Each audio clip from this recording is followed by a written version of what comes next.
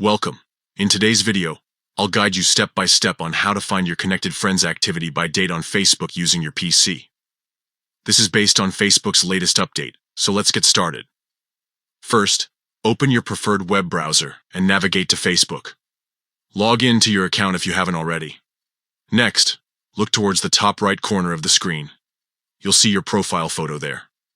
Click on it to open a drop-down menu. From the drop-down options, select Settings and Privacy. This will open another menu where you'll need to click on Activity Log.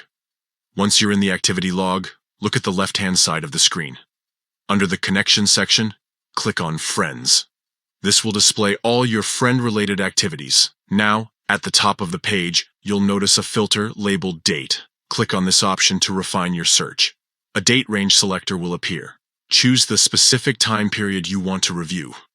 Once you've selected the desired dates, click Save Changes. And that's it. You'll now see all your connected friends' activities within the selected time frame.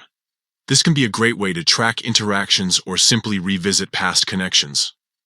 Thank you for watching. If this tutorial was helpful, don't forget to like and share it with others who might find it useful. See you in the next video.